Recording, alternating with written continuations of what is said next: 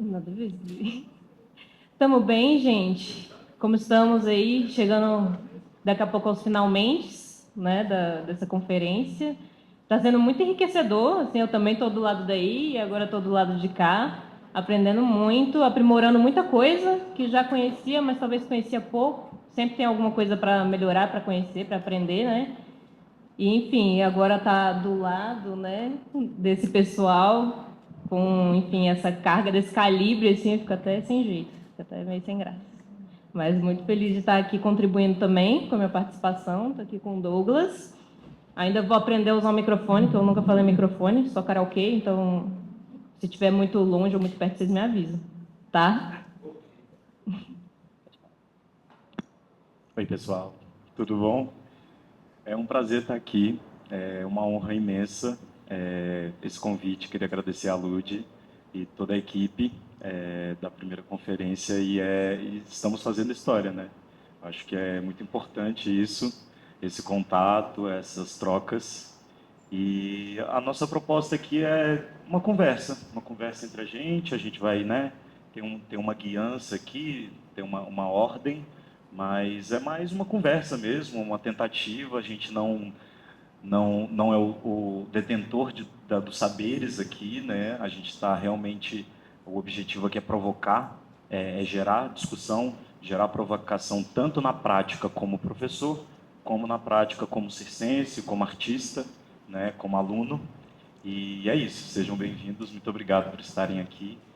E eu sou o Douglas. A gente vai começar falando um pouquinho, né, da gente, do nosso histórico, o que a gente faz. Então, quem que eu sou, por que eu estou aqui, o que eu estou falando com vocês, né, vocês precisam conhecer a gente. Então, entre professora, artista e atleta, eu diria, inclusive, nessa ordem mesmo, né, de trabalho, de pesquisa, de estudo, né, do que eu me aprofundo.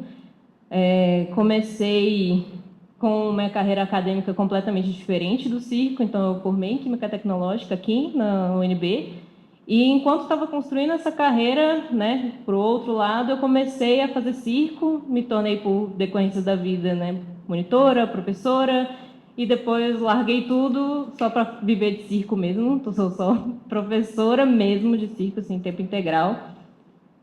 Mais alto. Em tempo integral é o que eu faço, é o que eu amo fazer, é o que me preenche, que me complementa. Artista também, não tem como a gente desvincular uma coisa da outra. Eu acho até que dar aula é fazer arte também, de certa forma. E esse ano eu me introduzi como atleta também de calistenia, então, inclusive na 23ª convenção de malabarismo e circo, consegui fazer o curso de NR35, tirei meu DRT, então oficialmente acrobata, graças a Deus. Já ia mudar ali, né? E a minha história com deficiência, né? Desde a minha vida, eu nasci, já cresci num ambiente que tinha contato com pessoas com deficiência. Eu tenho pessoas com deficiência na minha família, escola, amigos. Então, eu sempre tive esse certo contato. Então, eu consegui ter a possibilidade de diferentes perspectivas do que é a deficiência, diferentes deficiências, como estar em contato com aquilo dali.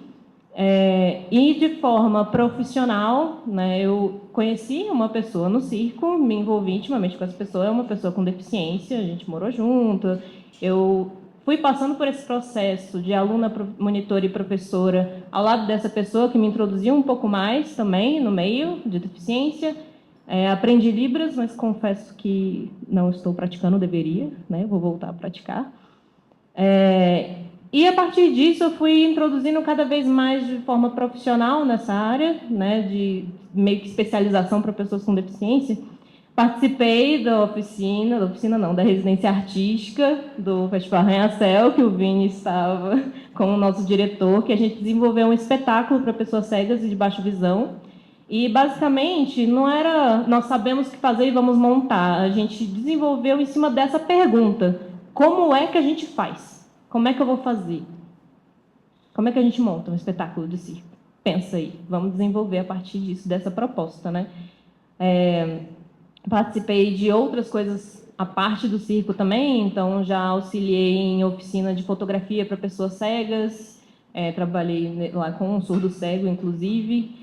Então, em outros âmbitos da vida, assim, a gente separa pessoal e profissional, mas não tem como separar 100%, né? Porque nós somos seres humanos e tudo que a gente vive, que a gente interage, vai interferir na forma que a gente percebe e se depara, enfim, como a gente reage às coisas à nossa volta, né? Tanto profissional quanto pessoal. Então, em um contexto geral, é basicamente isso a minha história.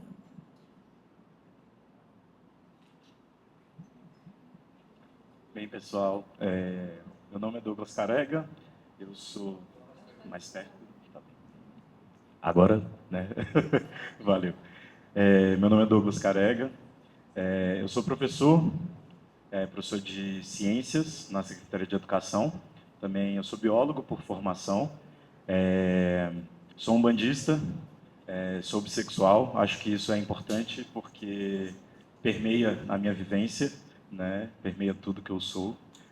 Sou uma pessoa com deficiência, tenho monoparesia e sofri um acidente no circo, né? Treinando o circo. Acho que isso também é importante, né?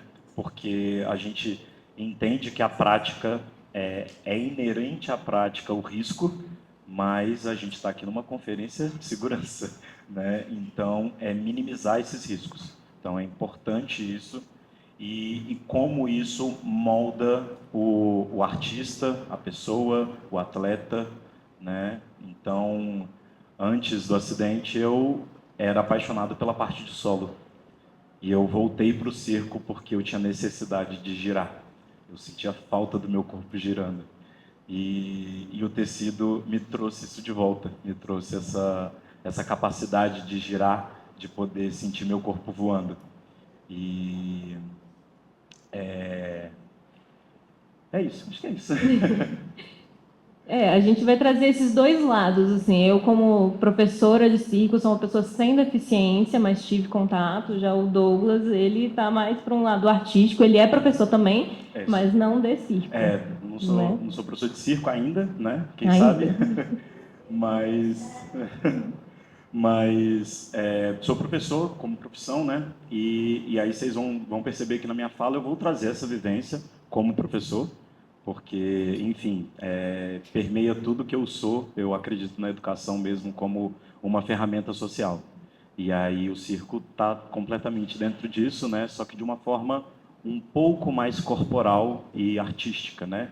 De questão de demonstrar com o corpo ou com outras práticas, né? Outras demonstrações de comunicação, que a gente estava falando isso mais cedo, sobre outras formas de comunicar, não só oralizada, né? Se comunicar com o corpo, se comunicar com o olhar, com o sentimento, com o cheiro, e isso é muito importante, né? Eu acho que quem é do circo sente aquele negócio de sentir o cheirinho do breu, que é muito bom.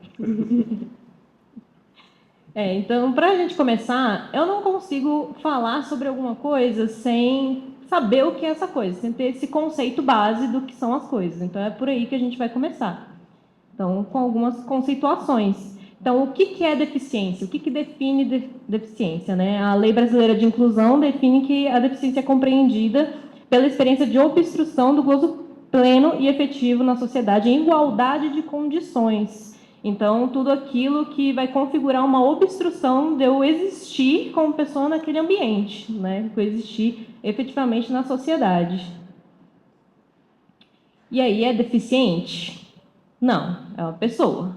Tá? A gente não coloca a deficiência na frente daquele ser, que é um ser humano, uma pessoa assim como qualquer outra. Né? A deficiência vai ser um traço, uma característica que configura aquela pessoa. Igual todo mundo tem uma característica específica, mas esse daqui é uma especificidade diferente, certo? Então, pessoas com deficiência são aquelas que têm impedimento, médio ou longo prazo, dessas naturezas, né, definidas aqui, isso aqui foi do site do governo, física, mental, intelectual e sensorial. Aqui, inclusive, foi um certo ponto que gerou até um debate, uma discussão dessa diferenciação, de que eles colocaram mental e intelectual separados, como duas coisas distintas, né? E já é algo para a gente começar a pensar e conversar sobre isso, certo? Mas, de novo, falando sobre a obstrução da participação plena em sociedade e em igualdade de condições com os demais que estão ali naquele ambiente. Então, aqui trouxe alguns exemplos apenas, tá? Dos tipos de deficiência que a gente tem. E aí, aqui, justamente trouxe essa psicológica com auxílio da Emily, que eu pedi também ajuda aí para dar uma arrumadinha aqui nas coisas, justamente por essa confusão, né? Então, aí tem a questão da mental, né? Que a gente conversou, inclusive, e depois pode complementar a fala, né? Então, intelectual, sensorial, psicológica, neurológica e física são as que estão aqui, que a gente trouxe para vocês, alguns exemplos. A psicológica, inclusive, com um adendo, né, que a Emily até trouxe, que, por exemplo, depressão, transtorno de ansiedade generalizada, aquele ponto que te torna incapacitado de realizar tais ações, né, em capacidade plena e efetiva naquele meio. Né? A qualquer momento que quiser complementar também, igual a gente estava conversando lá, pode entrar, tá? Eu acho que lembrar disso, de que, né, o termo PCD se tornou necessário porque antigamente era PNE, né? Uhum. E aí pessoa com necessidades especiais, né? E agora é uma pessoa com deficiência, onde a pessoa vem antes da deficiência, né? Essa necessidade não é uma necessidade da pessoa, é porque essa deficiência, a pessoa se tornou, nasceu com o congênito, né? Mas a pessoa vem antes, então a deficiência não a define, né? Ela se define do jeito que ela quiser, né? A pessoa é plena, ela se define, mas não a deficiência define ela, né? Como geralmente acontece dentro da sociedade, né? A gente estava comentando isso mais cedo, onde a deficiência vira um ponto de referência. Então você está na rua ali, aquele menino com muleta. Então vira um ponto de referência, né? Isso aí é uma outra discussão, mas isso é como as pessoas com deficiência sentem dentro da sociedade, né? Você vira um ponto de referência por conta da sua deficiência, porque é uma coisa mais visível. Mas é importante a gente lembrar que as deficiências, nem toda deficiência é visível, né? Então isso é importante, né? Isso. E também é muito importante a gente ter essa noção desses conceitos, essa base, para realmente conhecer. Porque muitas vezes a gente pode até, inclusive, ter uma deficiência, configurar, e a gente não vai atrás dos nossos próprios direitos, porque a gente não tem conhecimento disso, ou a gente não vai atrás de buscar os direitos da outra pessoa, a gente não vai tentar se colocar nesse lugar se a gente não tem o conhecimento disso, né? Então, até um exemplo aqui, também com mais um adendo, fibromialgia, por exemplo, acrescentando o adendo que a Emily comentou, tem alguns estados que estão abordando de formas diferentes, né, o conceito da fibromialgia, mas, teoricamente, que a teoria completamente diferente da prática, já é considerada uma deficiência, né, então dores crônicas podem ser deficiências, tá? Então isso é importante saber. Às vezes você tem essa dor crônica, mas não foi atrás, não investigou, não sabe dos seus direitos, o que aquilo te garante perante a lei, né? Isso é importante também.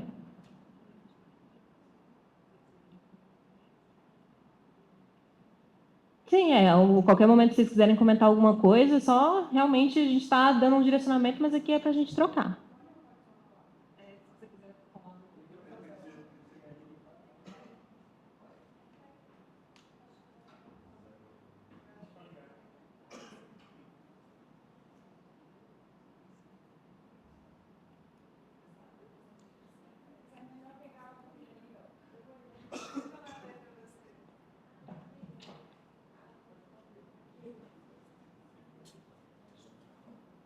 Eu queria fazer um comentário com relação a que estava ali, né, a diferença de mental e intelectual, né? Eu sou uma pessoa com autismo, eu tive um diagnóstico tardio e muito ficou esclarecido depois para mim a respeito da minha relação com as práticas circenses, porque assim, ali tá como deficiência intelectual, mas nem toda pessoa autista tem prejuízo intelectual. Né? Então, acho que por isso que existe também essa separação entre mental e intelectual, porque é uma condição neuropsicológica que acontece no útero da mãe ainda. Então, uma condição que a pessoa nasce, mas nem todo autista tem prejuízo intelectual. Né? E a gente tem muito essa coisa do problema de cognição e dificuldade, às vezes, em coordenações motoras muito finas. E o circo, dentro da experiência de uma pessoa autista, ele pode ser extremamente terapêutico.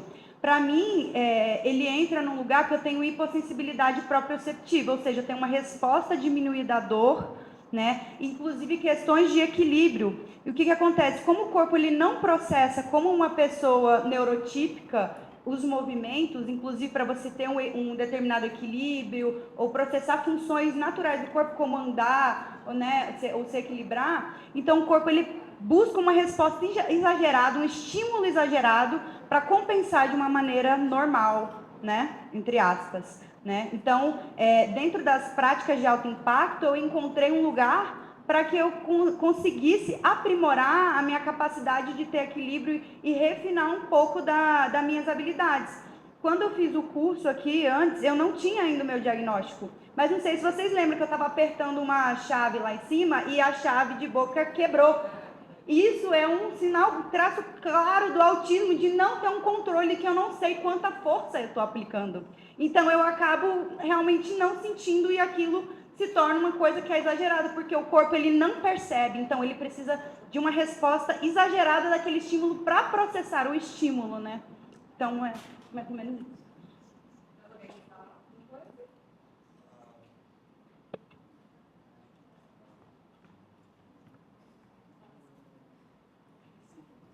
Eu vou só complementar. Eu vou complementar uma fala que o Doug fez, que é sobre a deficiência vir antes da pessoa, né? Eu estava aqui olhando, gente, lesões cerebrais estão dentro, né, de deficiência. Eu me esqueci isso. Tem um tempo atrás que eu sofri um acidente, um AVC, e apesar de estar com uma recuperação muito melhor do que a maioria das pessoas que tiveram um AVC, eu lembro muito que quando o AVC ele passou a ser antes de mim. E isso me gerou uma dor, uma frustração assim muito grande de apagamento mesmo, assim, né? De que as pessoas elas não conseguem olhar para você dentro das suas necessidades e entender às vezes que você precisa do seu espaço para você sentir aquilo que você está vivendo, né? Acaba que eu lembro que eu fiquei 2 meses assim sem conseguir dormir sozinha porque eu estava com um medo que eu não tinha, que eu comecei a ter porque as pessoas começaram a falar que eu ia morrer dormindo. Então, eu lembro que foi uma coisa assim que eu não conseguia mesmo dormir. E aí, quando eu comecei a dormir, foi por base de remédio. E até hoje eu sigo nesse fluxo de tomar remédio para dormir, porque é um medo, né, que a gente acaba adquirindo dos outros. E um questionamento, às vezes, do nosso valor, das nossas habilidades. Por mais que você sinta essa vontade de fazer as coisas, você deixa de fazer porque o outro, às vezes, está te colocando num lugar de incapaz, sem você nem ter tido a oportunidade de verificar se você é capaz ou não, né? E eu acho que é muito importante, assim, dar essa abertura para a pessoa que recém descobriu um diagnóstico, passou por um acidente recente, né? E sempre perguntar pela pessoa antes da condição, né? A condição, ela, enfim, a pessoa vai ter que lidar com ela de qualquer forma. Então, foi um ponto que até me tocou bastante, assim.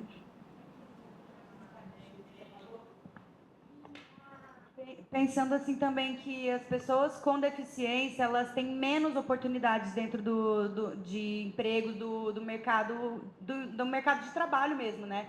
E o circo como um lugar de inclusão, na minha percepção, assim como eu fiz uma fala na outra palestra, eles falaram, pô, mais ou menos, porque tem muita gente que exclui, já vê, tal idade não pode mais fazer circo. Mas na minha percepção, o circo ele tem que ser um espaço de construção social e ele tem que ser um espaço de acolhimento, porque não é só sobre você ser o melhor ou você fazer o melhor truque, mas a capacidade de transformação que o circo tem como ferramenta de superação, como ferramenta de incluir pessoas que não têm oportunidades em outros meios, de ter uma fonte de renda digna, de ter uma profissão. Então eu acho que aí a gente entra num lugar muito importante, né? Que você puxou, vamos, tipo, ser um lugar onde a gente pode dar oportunidade a pessoas que não têm visibilidade nenhuma e possam exercer ali uma profissão digna dentro desse espaço. Às vezes não só a profissão, às vezes só se sentir capaz de fazer alguma coisa, né? Eu acho que isso é muito importante. De cura também, uma ferramenta de cura, assim, né? Um lugar também. Quer acrescentar? Quer acrescentar alguma coisa? Eu acho que é isso, assim, ó, esse lugar de resistência, né, que o circo entrega, né? Eu tive a oportunidade, eu acho que é isso mesmo, de conhecer o circo 2 vezes. Então, eu conheci antes do meu acidente, sofri o acidente, e conheci ele de novo, né? Então, eu fiquei um tempo parado, eu voltei com uma ansiedade muito grande, né? Depois do acidente, uns 4, 5 meses depois, eu já estava no circo de novo, mesmo com fixador externo, e eu não podia dobrar o joelho, mas eu queria fazer tudo que eu dava conta. E aí teve um hiato aí, onde eu fiquei um tempo longe das atividades físicas e tal.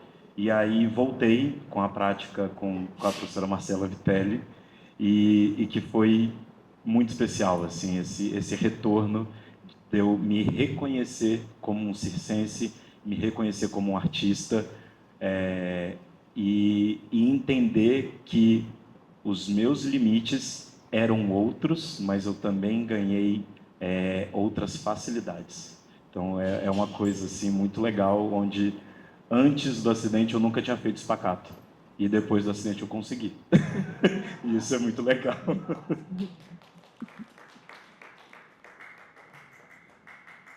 E voltando para esse ponto de diferentes, né, deficiências, inclusive não dá para colocar uma pessoa numa caixinha, né? Não dá para colocar ela, inclusive, apenas em uma deficiência. Pessoas diversas podem ter mais de uma deficiência, né? Deficiências múltiplas. E nesse ponto de não colocar numa caixinha, temos as deficiências visíveis e ocultas também. Então, se vocês já viram por aí esse cordãozinho de girassol, por exemplo, tem o dos símbolos também, né, do Aqui, ó, autismo. gente, esse aqui é o cordão do autismo aqui de quebra-cabeça, para quem não conhece. Tem algum, dei uma pesquisada, tem alguns símbolos, né, de épocas diferentes, né, que foram até se alterando ao longo do tempo.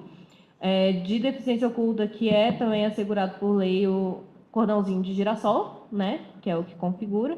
Então, vocês já viram, não é porque é bonitinho, não é porque é legal, e não é qualquer um que simplesmente vai sair comprando e usando, né? Ele significa alguma coisa, ele é importante, tá? Então, a visível é que você claramente consegue visualizar na pessoa de que ela é uma pessoa com deficiência, e oculta é que, de cara, você não vai conseguir observar.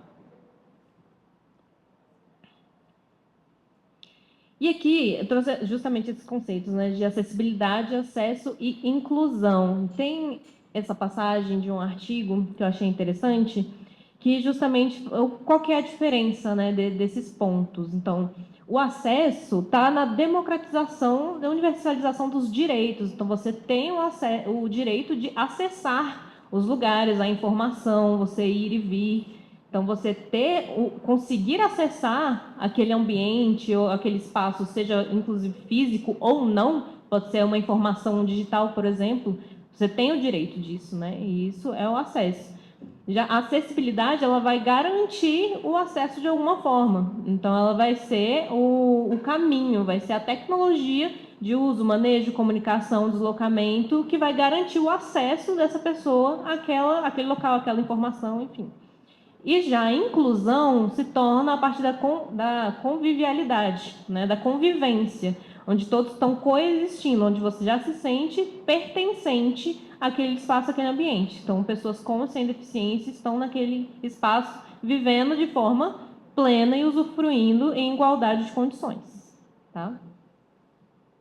Quer acrescentar alguma coisa? Aqui tem os símbolos de acessibilidade, tem o símbolo universal, né? Esse símbolo novo, na verdade, ele não é novo de agora, semana passada, mês passado, né? Mas a gente não vê ele por aí, apesar de não ser tão recente assim. A gente não vê, ainda tem muita coisa ainda para ser atualizada, né? Então, esse é o símbolo, não sei se aparece.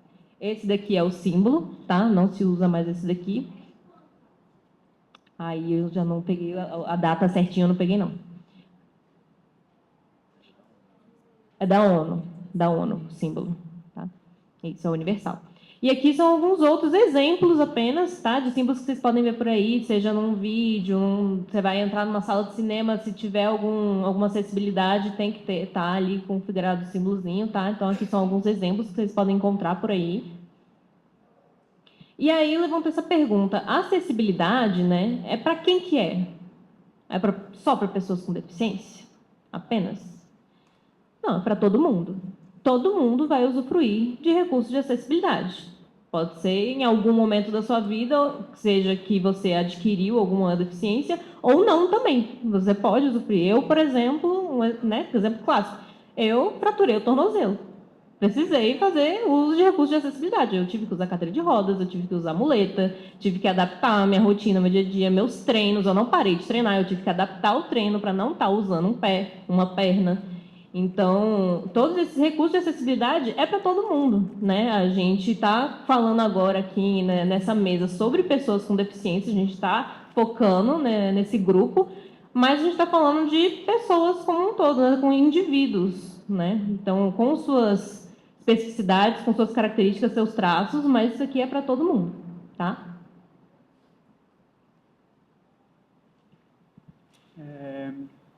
E nessa questão da acessibilidade ser boa para todo mundo, muitas vezes a gente acaba indo para o lado, se um dia eu me machucar, eu vou precisar também. Mas tem outras coisas do dia a dia que faz muita diferença. Por exemplo, um lugar que tem acessibilidade para cadeira de roda. Legal. Se um dia você chegar carregando uma mala pesada arrastando, vai te ajudar. Porque vai ter uma rampa para você dar a volta sem precisar carregar a mala subindo a escada. Então, ter a acessibilidade facilita, mesmo em situações de normalidade, onde você não está machucado, você não está passando por uma situação de dificuldade. Você está na sua vida Grávidas, normal. por exemplo, né? Grávidas, por exemplo. Idosos. Então, a gente não precisa pensar só no lado da lesão. A acessibilidade sempre é bom. Lesão, sim. Por exemplo, está passando Rio no Instagram, legenda no Rio, por exemplo. Então, quantas vezes não já passou ali porque não estava ouvindo por algum motivo? Então, para todo mundo, né? Para pessoas que precisam daquele recurso de acessibilidade realmente para acessar a informação daquele vídeo, quanto para você, se você não está com o som no celular, você consegue ler também. Gente, o símbolo novo aqui que está aparecendo ali, eu busquei a data, ele foi criado pela ONU em 2015. E eu acredito que tenha vindo junto quando veio a lei brasileira de inclusão, que acredito que foi criada nesse mesmo período, esse novo símbolo aí. E um pequeno comentário aqui sobre inclusão. Tem alguns artigos que falam muito sobre acessibilidade, porque quando eu fazia biologia eu fiz algumas disciplinas voltadas para esse assunto, que separam um pouco a integração da inclusão. E a gente tem que tomar cuidado com isso, porque assim, às vezes a pessoa com deficiência ela está no espaço, integrada, mas ela não está sendo inclusa. A inclusão, ela é a capacidade da pessoa estar tendo acesso a todo aquele conhecimento que está sendo passado, não só estar no ambiente. A pessoa às vezes está só ali no banheiro, mas ela está no mundo dela, ela não está conseguindo entender aquele conteúdo que está sendo passado. Ela está sendo incluída? Não, ela está sendo integrada, ela está no espaço, mas ela não está conseguindo ter acesso à didática, ao exercício. É igual, muitas vezes o pessoal bota as crianças lá na sala, então vocês que são deficientes vêm para cá, fica rabiscando, enquanto a professora está lá falando o conteúdo que está todo mundo entendendo, mas eles não estão acessando aquele conteúdo. Não estão usufruindo de forma plena em pé de igualdade com o restante das pessoas. Eu acho que trazendo isso para o circo, a gente tem que pensar em processos didáticos e dinâmicas, práticas de exercícios, onde a gente vai realmente incluir essas pessoas dentro da prática circense. Uhum.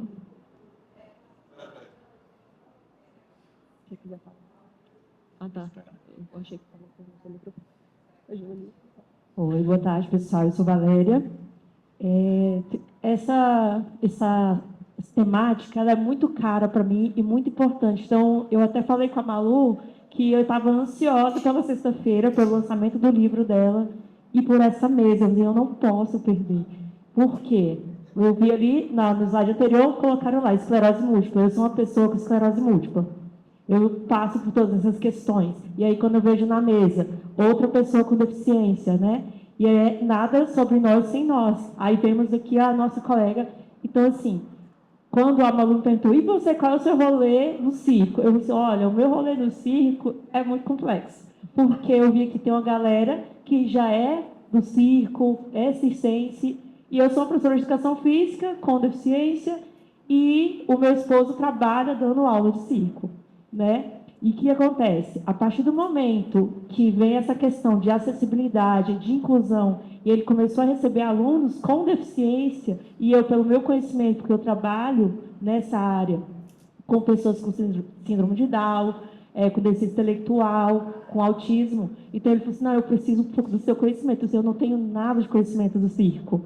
Tenho uma parte de anatomia, fisiologia da minha formação, mas relacionado, direcionado, não tinha.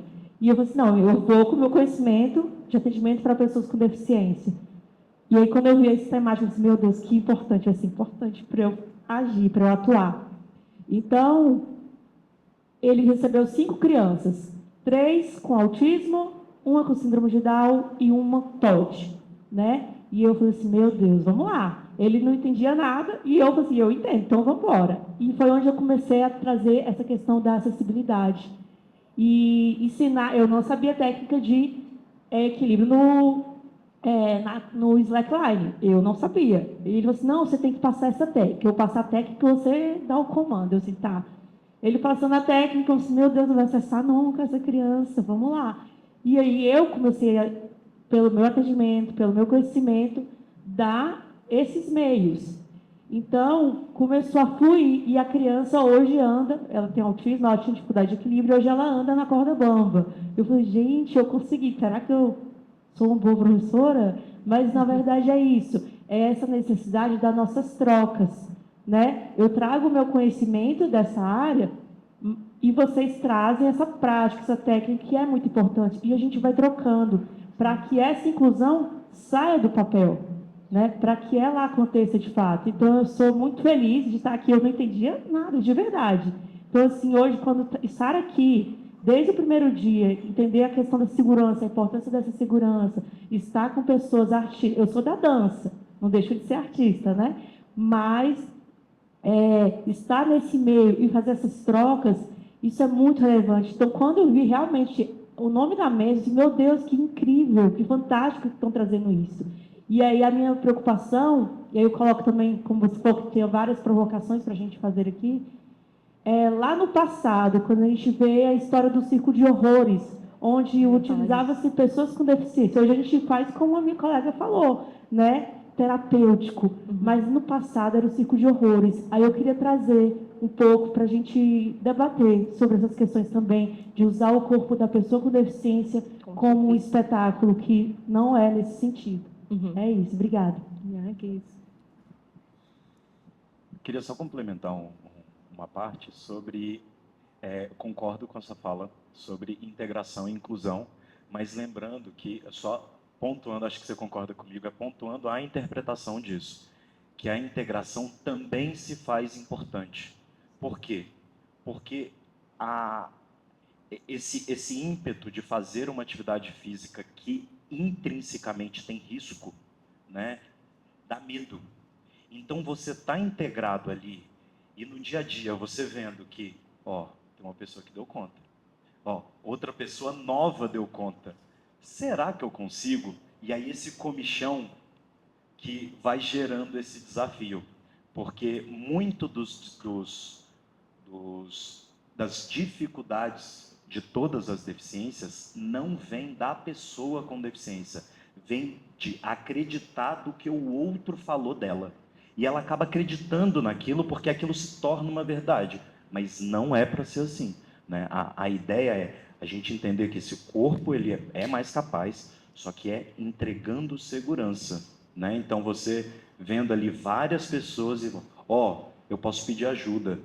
O circo é integrativo, né? Ele tem mais essa questão da comunidade. Então, se eu vou fazer uma coisa que eu preciso de ajuda, então 2, 3 pessoas ficam aqui de spot porque eu tô com medo, né? E é isso, o circo tem esse lugar de você poder mostrar a sua vulnerabilidade e trabalhar em cima da vulnerabilidade.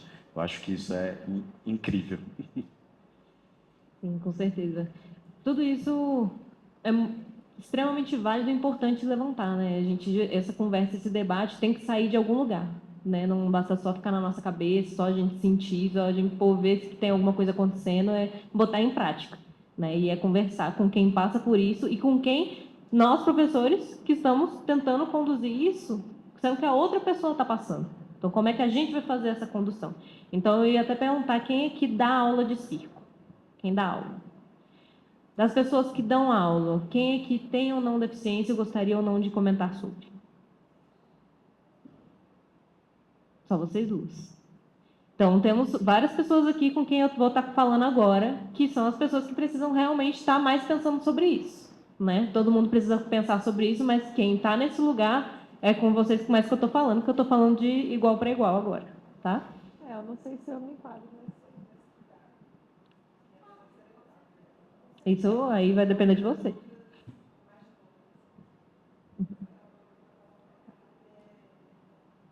Quer comentar alguma coisa? Pode falar. Boa tarde. Alô? Não, é só continuando um pouco o que ela falou também sobre essa coisa das palavras. Eu achei interessante os termos, né, que a gente vai tentando elaborar a fim de fazer o melhor uso possível dela. E aí, porque as palavras têm esse poder, a gente tenta terminar, nos elevar, nos destruir também. Então, acho legal que você falou, usou outro termo, não da inclusão, mas da integração, talvez. Porque eu já ouvi de um amigo com PCD também, que ele se incomoda até com esse termo da inclusão, porque parece que é uma medida para corrigir uma falta nossa da sociedade, de considerar, talvez, né, de considerar outra coisa. Não ter que incluir, porque quando a gente inclui, quer dizer que a gente excluiu, talvez. Né? A necessidade de inclusão vem daí. Então, se a gente só considerasse as peculiaridades de todos, talvez a gente não precisasse de... Né, de... Exato. Não sei.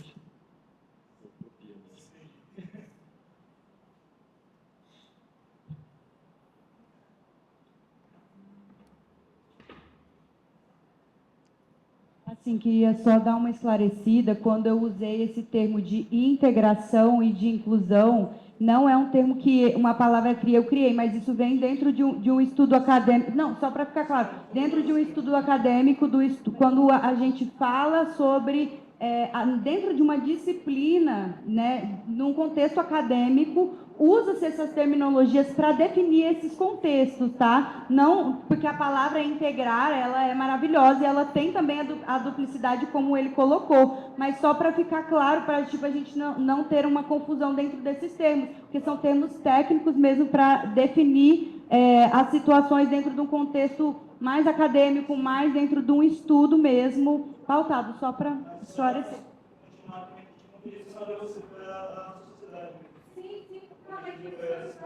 Para poder ficar claro que nem todo mundo tem acesso a esses termos e nem todo mundo faz um estudo acadêmico voltado para isso, né?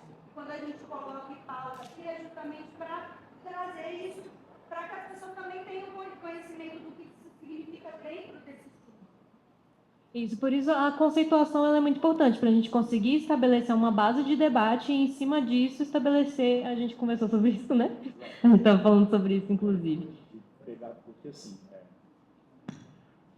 pode existir várias interpretações, né? Mas a gente partir de um pressuposto de que a gente está falando de inclusão a partir desse entendimento. E aí a discussão a partir disso aí, para a gente não discutir o conceito, né? Então a gente conceitua aqui da forma que a gente pesquisou e achou melhor, e aí a gente cria a discussão a partir disso, né? A intenção, acho que era essa mesmo. Isso. Inclusive, vamos já passando para o próximo. Capacitismo. Já conheci muita gente que não faz a menor ideia do que é essa palavra. Tipo, pô, nunca ouvi essa palavra na vida. E realmente acontece, gente. As pessoas não sabem. Por aí, você vai perguntar na rua, o povo não vai saber. Tá? É bem comum. Então, é basicamente tratamento, comunicação, práticas, barreira física, arquitetônica e atitude mesmo que temos com as pessoas, né, com pessoas com deficiência, que impedem o exercício de cidadania plena. Então, supor ou classificar a capacidade de uma outra pessoa com base à deficiência dela. Tá? Então, isso pode ser a forma com que você está falando com alguém, a forma que você fala de alguém, quando você vai tratar essa pessoa em algum lugar, por exemplo, durante uma aula, tipo, você consegue fazer isso? Às vezes, talvez nem seja por mal, você nem prestou atenção no jeito que você falou, nas palavras que você escolheu para dizer ali naquele momento, né? Exato. Eu acho que essa questão do capacitismo, ela permeia porque, por muito tempo, né, essa questão de como esses corpos eram aceitos. Eles, né, historicamente, eles foram aceitos ou como um espetáculo, né, se tornou um espetáculo, ou então como uma lembrança, e aí eu vou entrar num tema um pouco delicado, mas uma lembrança divina onde você olha para o outro e ver pena, ver dosinha, né, que um pouco dessa culpa religiosa. E isso gera problemas, né, para as pessoas com deficiência. Isso é visto de uma forma muito complicada, né, porque você limita aquilo como se fosse tivesse uma explicação divina aquele acontecimento. E não é bem assim, né? Cada um pode ter sua crença, é claro, mas a gente não pode pegar essa visão, essa interpretação e levar para todos, né? Eu acho que isso é importante. E aí pode beirar o capacitismo, né? Então, uma crença sua pessoal gerar algum problema de interpretação. Isso aí aqui trouxe, inclusive, também no site do governo alguns exemplos, né, de substituição de termos que utiliza no dia a dia, que é muito comum. Quem não já ouviu, dar uma de João sem braço? Você é retardado? Coisas nesse sentido.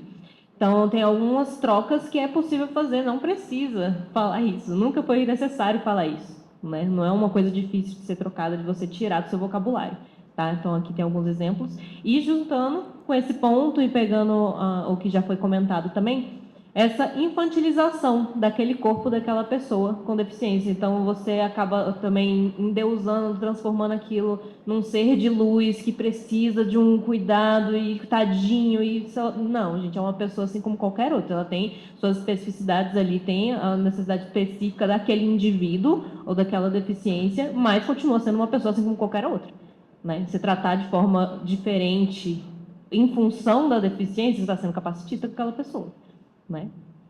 E como na prática, né, pedagógica, é importante a gente lembrar que a gente não está falando aqui para tratar todo mundo igual. Não, porque não tem como. Né? Na prática de professor, na prática de aluno, você vê que, de acordo com o corpo, a condução vai ser diferente. De acordo com o entendimento daquela pessoa, da bagagem que ela tem, a interpretação, a condução vai ser diferente. Não tem como a Marcelinha usar uma adaptação minha para todos os alunos, porque não vai fazer sentido. Né? A gente estava comentando isso nas nossas práticas, a gente tem os educativos onde sobe com o pé e depois troca o pé para trabalhar a bilateralidade. Isso é importante. Mas já que eu não posso, eu vou subir com o mesmo pé, mas eu vou trabalhar a bilateralidade de outra maneira, em outro lugar do corpo. Então, esse tipo de adaptação. E levando em conta, já que a gente está aqui na conferência de segurança, é garantindo a segurança. Eu não posso me desafiar ao ponto que fique inseguro para mim. Não é esse o objetivo. É se desafiar, né, para você melhorar essas capacidades motoras, intelectuais e até não sei se é essa palavra, mas é a que veio na cabeça, de ego, sabe? De você, caraca, eu consegui, sabe? Isso é legal, mas a segurança tem que vir em primeiro lugar, é muito importante, né? Porque senão pode gerar algum tipo de frustração depois, né? E é o papel do professor, né, que está ali como condutor dessa prática. Então, até que ponto você vai analisar, conversar com aquele aluno e entender aquilo ali que está acontecendo, você com o seu conhecimento de professor, de prática circense, vai passar para aquele aluno isso. Né? Não, beleza, até aqui dá, até aqui não dá, vamos adaptar, vamos trazer novas progressões, novos tipos de movimentação para você trabalhar esse lugar ou não. Então, entender você com essa técnica, com esse conhecimento que o aluno a priori não tem, né? Como é que você vai levar de uma forma segura que se adapte às necessidades daquele aluno. E construir junto, acho que isso é muito importante. É uma coisa que eu gostaria de comentar com a Marcelinha, que foi muito lindo e foi muito orgânico, onde a gente construiu, eu e a professora, a gente construiu junto aonde estava o meu limite. Eu não sabia, ela não sabia, e a gente construiu junto. Ela me perguntava, aqui tá bom, dá para fazer isso? Porque eu pensei em fazer de tal forma, o que você acha? Será que vai funcionar? Eu também não sei, vamos testar? Você fica aqui de suporte, me olha, que eu estou com medo. Fica me olhando, porque é importante isso, né? Eu tenho uma confiança, então é importante esse negócio só de estar olhando, sabe? Da professora estar lá olhando para você, né? Atento. Ela não vai me segurar, mas ela está lá olhando, me ajudando. Passou o pé pelo lado errado. Volta. Desce. Você está muito solto. Desce, vamos fazer de novo. Vamos fazer aqui no chão. para você entender como é que faz lá em cima, para o seu corpo entender como é que funciona. Então é isso, é trabalhar junto com a pessoa com deficiência, na verdade junto com o estudante, né? Junto com o aluno, fazer essa construção em conjunto. Se você não sabe, pergunta. Se você ainda não entendeu, pergunta de novo. Se ficou difícil, pede para explicar de novo, porque você não entendeu. E é isso, a gente tem que perguntar, né? Não é forçar uma interpretação aleatória, né? Pergunta, vamos construir junto, né?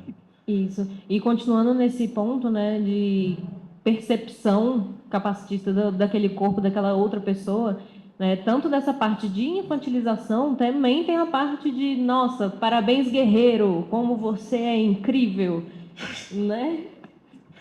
Entra nesse aspecto também. Então, de levar para um outro lado, né? Tem vários sentidos diversos que dá para isso ir, né? E da parte circense, que aí entra nesse ponto de aberração, de ver como uma coisa, meu Deus, é exótico, é diferente, é fora da realidade. Não, essa é a realidade, é uma pessoa que está ali. E você está usando ela para ridicularizar como entretenimento, e isso está errado. Foi errado, é errado, e se perpetuar, continuará errado. Então, a gente tem que mudar isso, né? Essas práticas, com certeza. E condenar. Entender de onde veio, entender a história, mas nem por isso ela está certa. Né? A gente olha para trás, percebe a história, mas não vai ficar passando a mão só porque faz parte da história do circo. Não, estava errado. Fazer o quê? Né? Vamos mudar a partir de agora.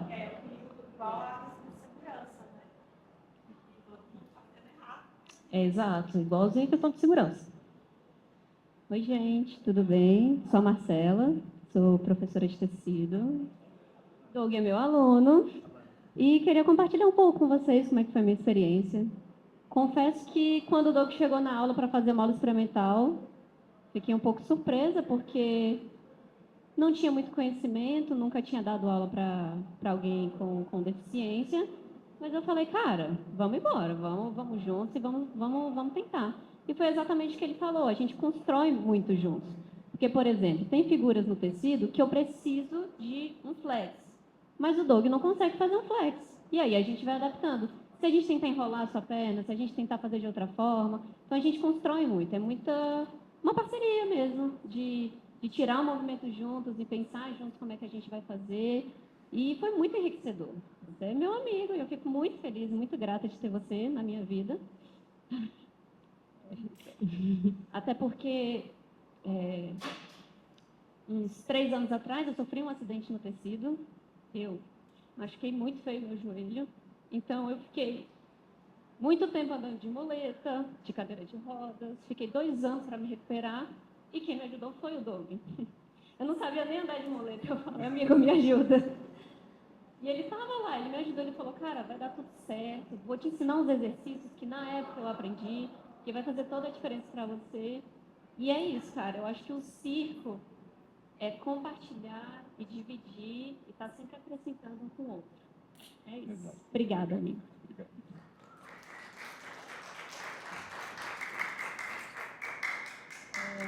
Eu vou fechar um pouquinho para as perguntas, só para a Paty terminar a linha de pensamento. Daqui a pouco a gente abre para todo mundo falar, tá bom?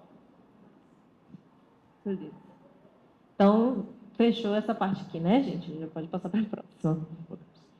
Que é justamente a comunicação direta com aquele indivíduo, com aquela pessoa. Como é que eu vou passar uma mensagem? Comunicação aqui eu estou usando como isso, tá? Como esse termo de como é que eu vou transferir uma mensagem para outra pessoa, tá?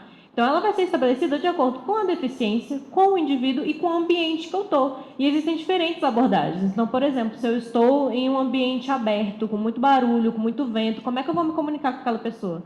Qual que é a deficiência que ela tem? Que ela fala em libras? Ela só utiliza libras? Será que ela precisa de uma linguagem mais simples? Eu falo mais alto, mais baixo? Preciso falar de frente para ela fazer leitura labial? Eu não posso virar de costas? Não posso ficar de lado? Então, vai depender muito do indivíduo, da deficiência e do lugar que eu estou. Se eu estou num ambiente fechado de sala de aula, tem muito eco. Será que tem muito eco? Como é que eu vou me comunicar, né? Inclusive, a comunicação, igual comentou no início, né, não é apenas oral. A comunicação não é só oral. Né? Existem diversas formas de você se comunicar, de passar uma mensagem para outra pessoa, né? Inclusive, né, eu acho que na prática corpórea a gente vê muito isso, onde a pessoa não está entendendo aonde o músculo tem que ser ativado. E aí você encosta no músculo e a pessoa sente que é ali que tem que apertar. Porque, às vezes, ela, na prática social dela, na prática de vida, na experiência de vida, ela ainda não ativou aquele músculo naquele movimento. Ela sabe fazer, mas ela ainda não ativou. E aí, naquele movimento, você encosta ali, claro, né, com permissão e tal, obviamente, mas a pessoa consegue entender. E isso é uma comunicação proprioceptiva, né, de percepção corporal, e faz parte de uma comunicação entre o professor e o aluno, né? Isso. Então, assim, gente, se você tem ao mínimo a base de respeito, você vai perguntar. Não sabe? Pergunta. Fala, como é que é? Como é que faz? Como você prefere? É assim e tal, é sabe? E coloca em prática. Não adianta também perguntar e você não fazer. Você perguntar para se fazer de bonzinho, achar que está sendo uma pessoa legalzona ali e não colocar em prática. Isso eu já vi acontecer. Tá lá, tem o projeto acontecendo, tem as aulas acontecendo, tem o formulário. Você precisa de recurso de acessibilidade? A pessoa colocou que precisava. Foi lá fazer aula? Tinha? Não tinha. Claro que não tinha. Ali, se eles estão colocando, se vocês estão se propondo, estão dizendo que vão dar uma aula, que vocês vão ter recurso de acessibilidade, inclusive nem estava nem aí para o tipo de deficiência, que cada uma vai ter um recurso, gente. Para cada pessoa vai ter uma individualidade. São vários tipos de comunicação que você pode ter ali para passar aquela mensagem. Aí, beleza, a pessoa chegou. Eu estava com uma aluna também. A pessoa chegou, ela tinha mobilidade reduzida, pegaram uma barra de balé, colocaram do lado para ela apoiar, e é isso. Começaram a passar burpee. Burpee. Saltar, agachar, flexão, saltar. Ela não saltava. Como é que adapta o movimento de burpee para ela? Para ela executar um movimento de atividade, para ela aquecer, para ela fazer o movimento. Como é que adapta um burpee? Tem que pensar. Tem que pensar, tem que botar a cabeça para trabalhar. É criatividade, a gente é artista. A gente cria, a gente pensa. Professores são artistas também. Tá? Então, é pergunta. Se você não tem expertise disso, se você não tem histórico, fala com a pessoa. Como é que eu faço para você? Como é que você prefere? Como que você gosta? E coloca em prática. Né? E às vezes, a pessoa com deficiência também não vai saber. Então, é procurar outros profissionais que talvez saibam. Então, é isso, abranger o pensamento, porque às vezes a pessoa também não sabe como fazer, ela não tem essa expertise. O aluno, às vezes, está procurando ali um auxílio. Então, é importante a gente fazer essa construção com a pessoa, mas se chega em alguma barreira, a gente procura ultrapassar essa barreira de alguma maneira. Né? O que a gente estava falando das deficiências intelectuais, conversa com o neuro, né? Tenta conhecimento psicopedagogo, como é que será que é? Já tem conhecimento construído, a sociedade está estudando isso há muito tempo, né? Não é uma coisa nova, infelizmente é uma coisa mal divulgada, tem pouca visibilidade, mas está estudando, muita gente está estudando. Né? Eu fiz, preparando aqui a nossa fala, eu fiz algumas pesquisas e um dos problemas, né, que a gente vê nas pesquisas voltadas à inclusão e educação física é que os estudos sempre focam em estudos quantitativos e não qualitativos. Né? Não estou dizendo que o estudo quantitativo não tem que acontecer, ele tem que acontecer, mas não priorizar só ele. Uma pessoa não é um número, uma pessoa não é uma tabela. Né? Uma pessoa é uma pessoa. Então, a gente tem que fazer uma avaliação qualitativa disso, né? de como esse indivíduo, perante a deficiência, perante os desafios, perante esses acessos, né? desses corpos, porque a gente está falando aqui também de outros corpos obesos, né? que é uma doença multifatorial, né? Muitos amigos meus que são sobrepesos olham para mim e falam: eu nunca vou conseguir me pendurar no tecido. Eu falo: não, você consegue sim, eu acho que em uma semana você consegue ficar pendurado. Ah, não consigo. Não, consegue. Isso aí você acreditou. Ah, mas eu tenho um problema não. Beleza, aí a gente adapta. Mas que é possível, é possível. Então, pessoas com corpos idosos, né? É possível também. Claro que o ritmo vai ser diferente. Né? A recuperação vai ser diferente. Provavelmente esse corpo não vai poder fazer 4, 5 vezes por semana. Vai ter que ser 2. Ter um tempo de descanso maior para esse corpo se recuperar, porque é uma prática que exige bastante esforço físico, né? Mas é importante a gente ver isso também. Isso. Então, gente, respeitou, você já sabe o que fazer. Você vai pesquisar, você vai perguntar, você vai ir atrás, você vai medir, não vai medir esforços para fazer aquilo dali. Quando você quer muito fazer uma coisa, quando você está afim de fazer uma coisa, você vai lá e faz. Né? Não fica criando empecilho. Ah, mas eu nunca dei aula para pessoa assim, ah, eu não sei e tal, não vou fazer. Ah, vou colocar a pessoa de ladinho para ficar desenhando, para ficar brincando enquanto faço outra coisa com o resto da turma. Não é isso que é para acontecer. Tá? Então, vamos chegar na base, né? No ensino e segurança. Então, o que eu posso fazer para uma aula mais segura? Para o restante, né, para os professores, para a galera que estava aqui, se em algum momento alguém imaginou que a gente veio fazer aqui uma lista falando, esse movimento é assim que segura e é assim que faz, sei lá o quê, não é isso que a gente veio fazer aqui, porque isso é impossível. A gente podia passar uma vida falando aqui, não ia falar tudo, porque não existe universalidade para isso, nesse sentido. Assim, cada pessoa vai ter uma especificidade diferente. Tá? Vai ter uma pessoa que ela não vai querer ser tocada em algum lugar específico. E se ela não quiser, você não vai tocar ela ali. Mas se ela permitir, você vai. Então, isso vai depender de pessoa para pessoa. Tá? Mas eu trouxe algumas ferramentas que a gente pode utilizar para ajudar a gente nesse sentido. Então, primeiro de tudo, não força. Se o aluno não quer fazer, se ele não consegue, se está com dor, se ele falou para, não força. Eu já vi acontecer inúmeras vezes. Eu não queria ter visto acontecer.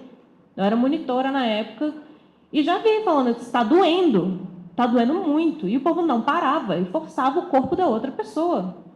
Já vi gente pegando na pessoa sem pedir permissão. A pessoa não estava vendo, porque a pessoa não enxergava. Ele vai lá e pega no corpo da pessoa para encaixar no movimento, para botar lá para cima, joga para cima, literalmente joga para cima. Isso não é normal e não pode ser normalizado, não pode acontecer. Tá? E acontece muito na contorção, por exemplo. Isso para qualquer pessoa, gente. Não é para arregaçar e ficar doendo 3 horas lá que você vai ganhar flexibilidade. Não é assim. Tem muito mais risco de você ganhar uma distensão, de acontecer alguma coisa, do que ganhar flexibilidade. Imagina para uma pessoa que tem uma alta sensibilidade à dor. E ela está te informando isso. E aí a gente chega no aspecto de parâmetro. Como é que eu sei se está doendo muito ou não? Porque às vezes a própria pessoa não tem muito esse sentido de limiar de dor, e para cada pessoa o limiar de dor vai ser diferente. Então o que acontece? E um exemplo meu, assim, do que eu abordo nas minhas aulas. Para ser muito sincera, eu não estou muito preocupada com o repertório. Eu não vou ficar passando um monte de movimento da chave de pé para a pessoa decorar e ficar repetindo na vida dela. O meu objetivo de aula é trazer independência, para trazer autonomia, para a pessoa conhecer o próprio corpo, ter a consciência do próprio corpo, porque ela vai me dizer. Eu pergunto para o aluno, o que você está sentindo? Não sei. A maioria das pessoas não sabe, não tem consciência corporal. Não tem. E é nosso papel, como guias, como condutores, levar isso para aquela pessoa, com as nossas técnicas, com o nosso conhecimento, com as práticas, né, durante o momento de aula, como que aquela pessoa vai desenvolver isso. E aí ela vai conseguir estabelecer, eventualmente, esse limiar dela, e ela vai falar. E enquanto isso, você não vai arregaçar para descobrir se ela sabe. Né? A gente vai aos pouquinhos. Exato. E a gente poder ensinar isso sobre qual dor? Né? Qual dor?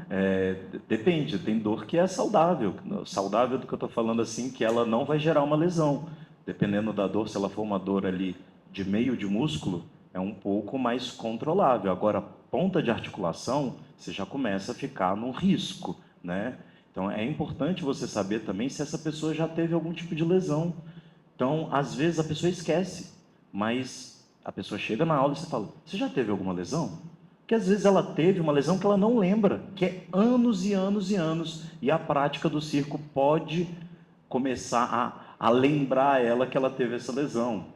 Diversas lesões que podem acontecer, né? Porque às vezes a pessoa, no dia a dia, essa lesão não vai gerar nenhum problema, mas ela tem ali um calo ósseo, um calo de tendão, onde no momento da atividade do esforço, aí ela vai perceber. No dia a dia isso não incomoda, mas naquele esforço onde ela nunca fez aquele tipo de movimento, ela vai perceber. Então é importante justamente para você lembrar a pessoa disso, que é o caso aí da anamnese, né? Da gente da gente entender onde esse corpo está, de onde esse corpo veio.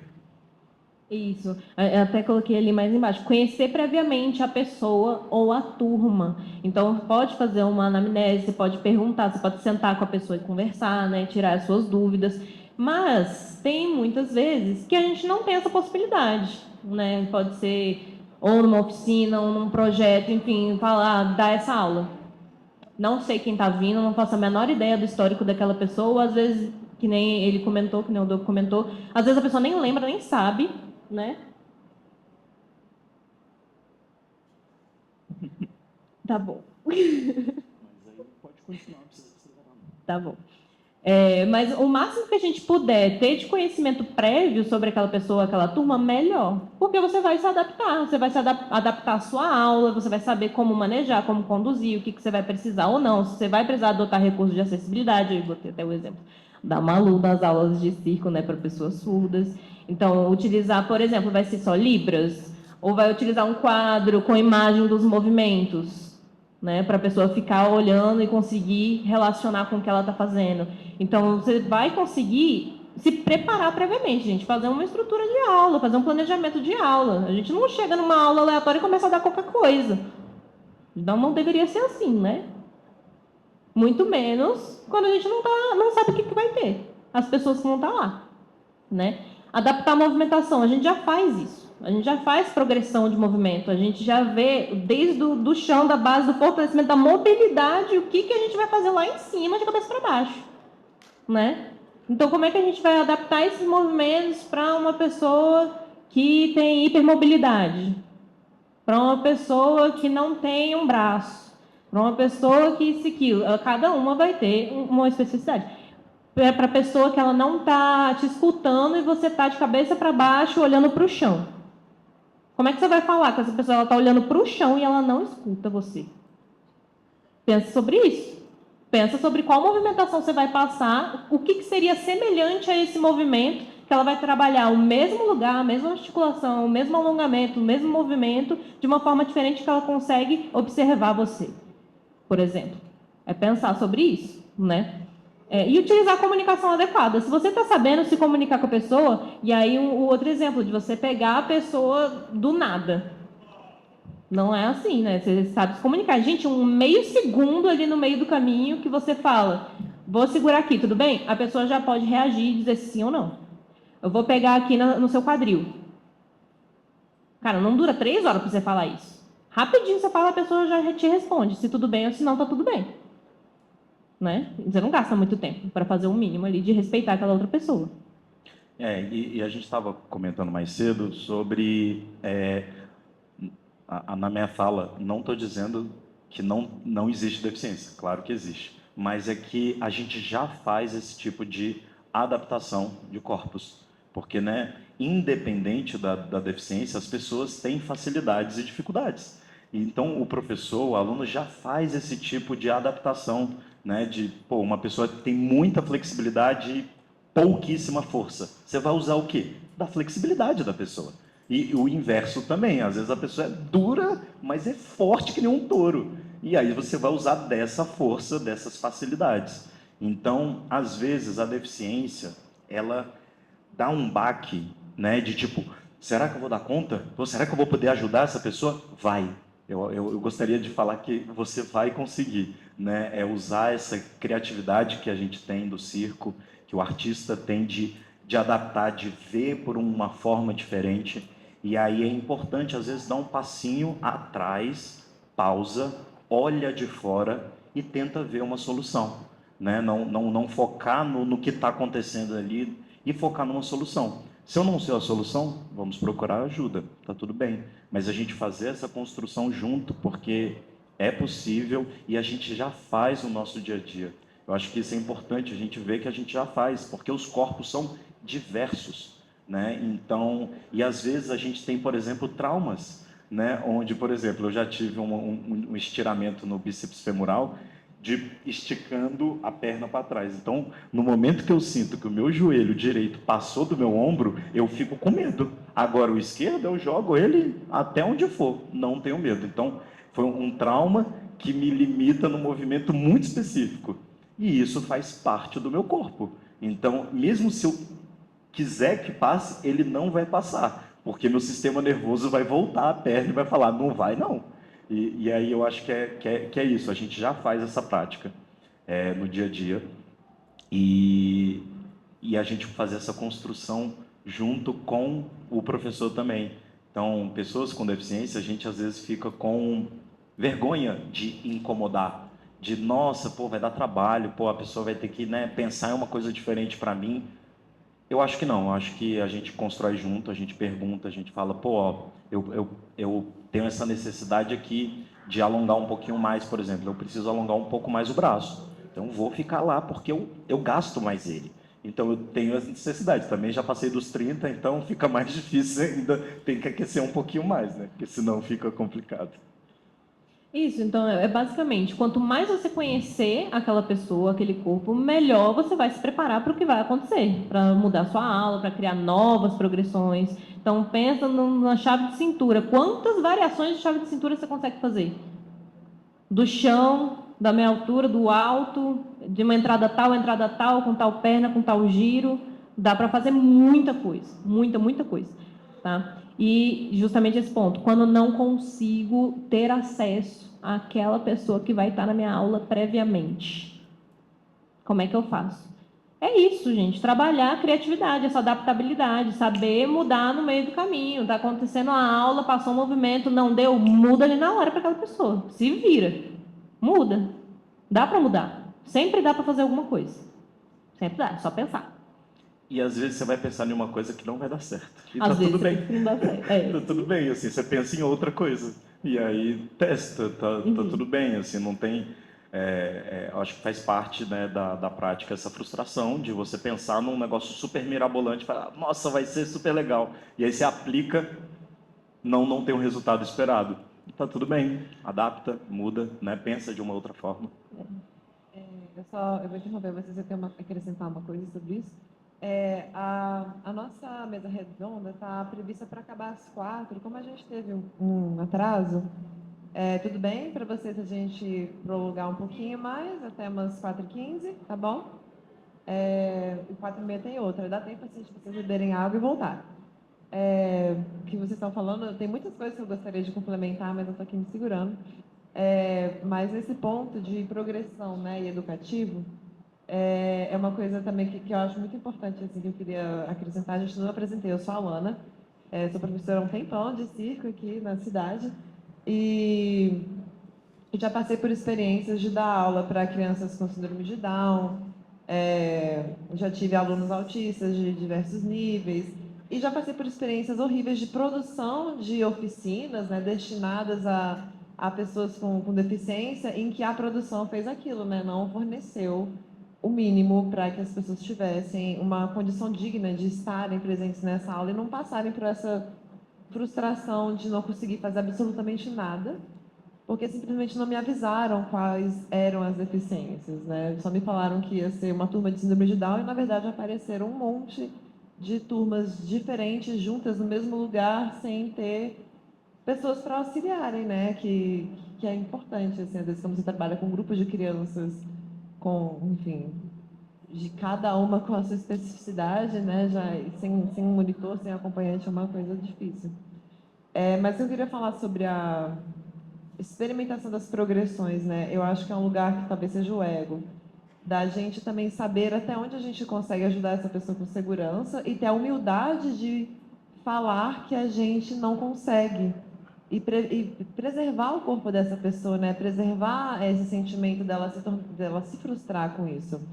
E acho super válido a gente continuar se aperfeiçoando, fazendo cursos, justamente isso que é importante, né, dessa troca, é saber os nossos limites pedagógicos e buscar ultrapassar eles e falar para o seu aluno, olha, isso aqui eu não consigo te ajudar, vou pesquisar, vou me integrar, e se eu não conseguir, se for além das minhas limites, eu vou te indicar uma outra pessoa que eu sei que vai conseguir fazer isso.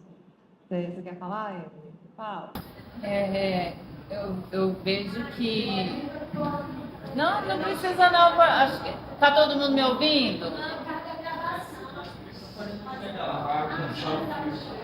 Dá, Natan? Pode, eu quero também do celular. eu vejo que vocês falam muito em frustração, né? Tanto como professores, assim como alunos. Só que eu, enquanto PCD, pessoa que voa, que faz lira, o mundo, ele não nos oferece acessibilidade, né? Ele às vezes não nos oferece inclusão, e o sentimento de frustração, ele já é muito bem trabalhado na gente, no nosso dia a dia, muito. Então, assim, não é uma crítica, mas é um ponto que por ouvir essa palavra repetidas vezes, vocês realmente acham que a gente não conseguir fazer um movimento, quando a gente não consegue ir para a festa de uma amiga muito querida, por conta de não ter acessibilidade, realmente traz uma frustração ou só não traz uma noção de limite? Eu acho que isso é um questionamento importante, até pra gente não É só uma romantizar os noção de sentimentos, limite, porque a gente vai sentir tudo. Quando a frustração da pessoa com deficiência é tratada com tamanha sensibilidade, por um lado, a gente se sente até, nossa, gentileza. Mas pelo outro, a gente também sente tudo. A gente sente raiva, a gente sente amor, a gente sente ódio, a gente sente tesão, a gente sente frustração, a gente sente mágoa, a gente sente felicidade, a gente sente tudo. E a frustração tá dentro, cara. Então eu vou olhar e falar, putz, cara, eu não vou conseguir fazer esse movimento, mas peraí, tudo na minha vida é adaptado. Então eu vou adaptar esse movimento também. A minha casa é adaptada para que eu possa me movimentar dentro dela. Então, se eu não consigo fazer um movimento, eu não vou me frustrar. Eu vou parar e, opa, peraí. Acho que se eu fizer desse jeito aqui, vai. E aí? E se não for, putz, esse daqui não vai rolar. Próximo. A gente não pode... Não existe uma blindagem para sentimentos de pessoas com deficiência. E a gente precisa se frustrar. Porque muitas pessoas são criadas numa bolha pela família, pelos amigos, tudo isso, e num dia que essa pessoa realmente precisar encarar a vida, como é que ela vai lidar com uma frustração real, com um tapão na cara? O mundo não é doce, nem para quem anda, nem para quem está sentado, para quem não ouve, para quem não enxerga.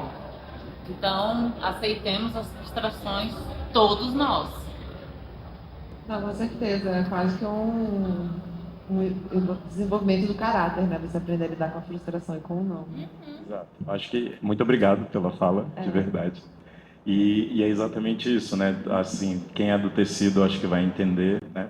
Por conta do movimento, que é o palhacinho, é um movimento que eu nunca fiz, porque ele tem que manter flex o tempo todo, né? Então, e eu, tipo assim, esse processo de frustração, ele aconteceu, mas foi em segundos, né? Tipo assim, não vou dar conta. Beleza, tem um próximo movimento que eu ainda não sei, mas eu posso fazer ele. E aí vamos pro próximo. E é isso. Eu acho que o comentário da frustração era sobre de entender que a frustração faz parte do processo do ser humano. E vai acontecer, né? Vai acontecer. E aí é não colocar tanto peso. Obrigado por isso, que é exatamente isso. Não colocar tanto peso nesse processo. Porque é um processo, e é um processo também individual, né? De lidar com isso. Então, mas também a gente não promover de que essa frustração fique exacerbada, né? Então, tipo, a gente ajudar aquele de, não, pô, beleza, não dá conta, mas tem mais coisa que você dá conta, né? E aí, lembrar, faz parte do nosso processo pedagógico a comparação. Tudo bem, mas a gente tem que tomar cuidado com as comparações. Tem certas comparações que limitam as pessoas. A gente pensar sobre isso. Tudo bem a gente comparar, porque isso faz parte do processo cognitivo nosso, né? Você não sabe uma coisa, você compara com uma outra coisa que você já sabe previamente e você faz um link. Mas a gente tem que tomar cuidado com certas comparações para não gerar violências, né? Acho que é mais sobre isso. Vamos só fechar, e aí a gente abrir um pouco mais se tiver tempo, né? Mas, realmente, aqui são algumas ferramentas que vão levantar essa reflexão, esses pensamentos, o que eu posso fazer, né, tentar adaptar dessas formas. E, voltando naquele ponto que a gente comentou, não se preocupar num nível tão extremo, porque você vai errar.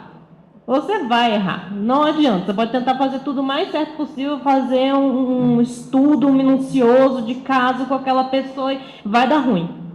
Sempre vai dar ruim. É igual entrar no palco, gente. Vai dar errado, não vai dar certo do jeito que você quer. Se vira lá na hora.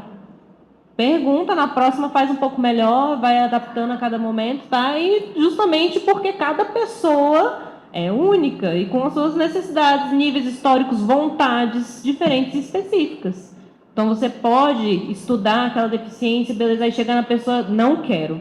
Porque ela não quer, ela tem o direito de não querer fazer aquilo lá que você achou que ia ser melhor por causa que a deficiência é tal, né? Temos as questões gerais, por exemplo, quem fala Libras, você vai se comunicar em Libras, certo?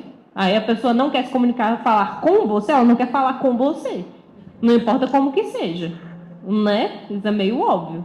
Então, se ela não está afim, ela não vai. Exato. E acho que, parafrasear uma frase que é meio clichê, assim, mas eu acho que é importante, do Jung, né? Conheça todas as técnicas, né? Não.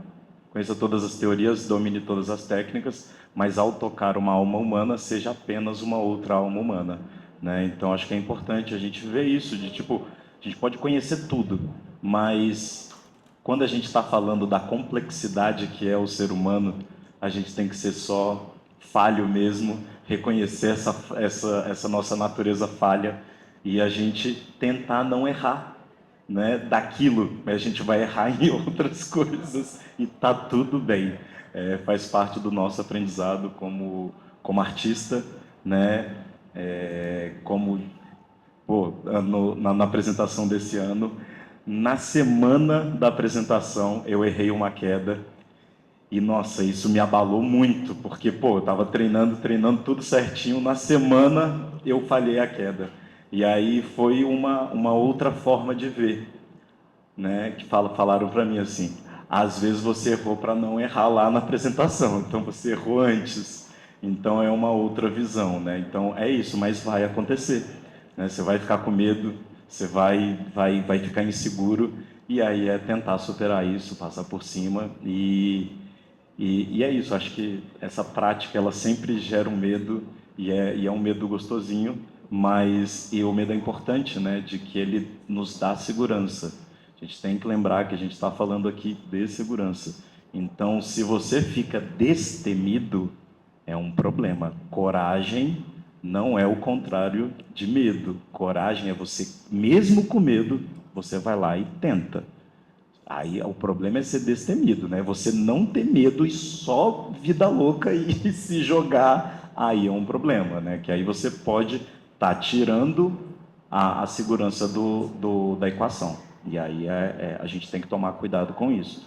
Entender as nossas limitações e desafiar as nossas limitações. Está tudo bem desafiar, mas desafiar com segurança, né? E é isso, gente. Agora a gente... Acho que é bom, Pablo. Quiser as referências, né, para vocês. Pode abrir para as perguntas. Peraí. Não sei a Mas vamos tentar ser um pouquinho breve. Gente, eu queria trazer uma contribuição de 2 indicações aqui de estudos mesmo, de artigos que vocês podem trazer, porque eu fiz uma pesquisa bem extensa nesse assunto, que é a Mantoan, de 2003, que ela tem um artigo que fala inclusão escolar, o que é, por quê e como fazer. E ela traz essa frase aqui que eu achei muito essencial, que é: a inclusão desafia a lógica da homogeneidade, da padronização e do ensino voltado para um aluno ideal que, na realidade, não existe, né? E aí depois tem um outro autor, que é o Sasaki, que ele fala sobre acessibilidade, que puxa muito no gancho daquilo que, né, a nossa amiga falou muito lindamente. E ele fala que a acessibilidade ela deve ser constituída por 6 dimensões, que é arquitetônica, comunicacional, metodológica, instrumental, pragmática, que são as leis, né, e atitudinal. E aí ele coloca que, na verdade, todas essas ferramentas, elas não servem de nada se a gente não tem a atitudinal. Porque não adianta nada eu botar uma rampa de acesso para a pessoa chegar, mas a minha atitude para com aquela pessoa, como você falou da gente ser humano, ela não está condizendo com todos os outros recursos que eu estou oferecendo, um monte de parafernália, um monte de instrumentos ali, mas e a minha atitude? E aí se eu faço uma fala capacitista, ou se eu ajo de uma forma que aquela pessoa se sente ofendida, nenhuma das outras ferramentas ela vai funcionar. Mas às vezes eu nem tenho tantas ferramentas assim, mas eu tenho essa ferramenta atitudinal, que eu tenho uma atitude, como ela falou, poxa, eu me senti acolhida, eu me senti bem, então aquela frustração, beleza, ela vai passar. Por quê? Porque eu estou me sentindo bem naquele ambiente, porque eu estou acolhida, porque eu sei que isso vai ser superado em conjunto. Exato. É a questão da intencionalidade, né? Qual é a intenção dessa prática?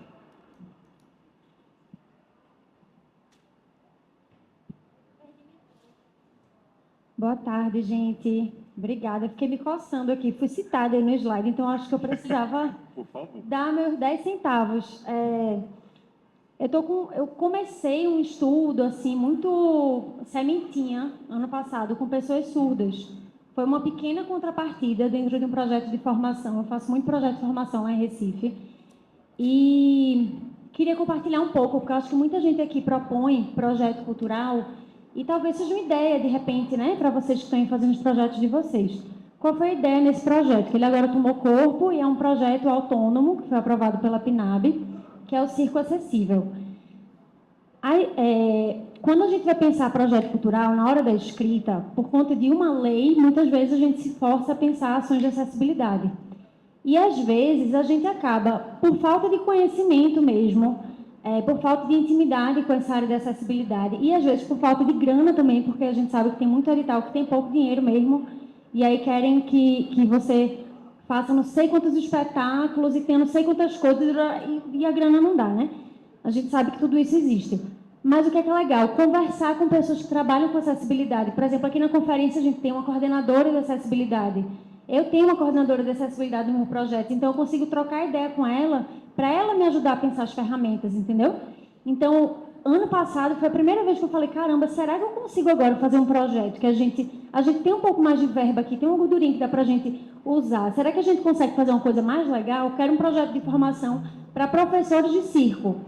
E aí a minha ideia era que tivesse acessibilidade em Libras no curso... Desculpa, eu vou falar um pouquinho, porque vocês cortam minha fala e eu converso depois, tá? Não tem problema, é porque eu acho que pode ser legal. A ideia era colocar intérprete de Libras no curso inteiro. Só que depois eu me dei conta que, tipo assim, a gente não tem professor de circo surdo. Então, como que eu vou fazer uma formação para professor querendo acolher pessoas surdas, sendo que a gente não tem professor de circo surdo em Recife? Não tem. Mas se essa pessoa surda tivesse acesso, será que ela não poderia... Um curso de especialização não fazia sentido. A gente conversou com a nossa consultora surda e com a coordenadora de acessibilidade e não fazia sentido. O que é que a gente pensou? O que é mais interessante?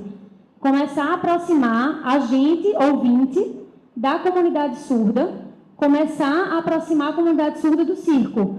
Então, a gente pensou, não, vamos fazer então um treinamento para a gente pensar ferramentas metodológicas, entra na acessibilidade metodológica que Sasaki fala, né? Ferramentas de acessibilidade metodológica, e que vai muito além da Libras. Por isso que eu quis falar, porque o Circo Acessível, a gente está com esse recorte para pessoas surdas, né, por enquanto, e vai muito além da Libras, gente, porque a questão pensando um pouco, lá vou eu puxar minhas letras, né? A gente estrutura o pensamento da gente a partir da palavra, né? Então, a gente pensa as coisas, por isso que quando você está aprendendo a língua, dizem que você sabe que está ficando fluente quando você sonha na língua, né? Não sei se vocês já ouviram isso. Então, a gente estrutura, a gente pensa no português, entendeu? As pessoas surdas, algumas são fluentes em português, leem com facilidade, escrevem com facilidade, e outras não. É muito comum você receber uma mensagem de texto de uma pessoa surda e você achar estranha a escrita, é um pouco diferente muitas vezes, entende? Então, assim, essas pessoas, elas têm uma inteligência visual bizarra, assim, que está muito superior à inteligência visual, porque eles têm um aprendizado, de uma maneira geral, um aprendizado que passa pelo visual. Então, a gente estudou ali dentro do projeto que outras ferramentas, então tem as imagens que Paty citou, né?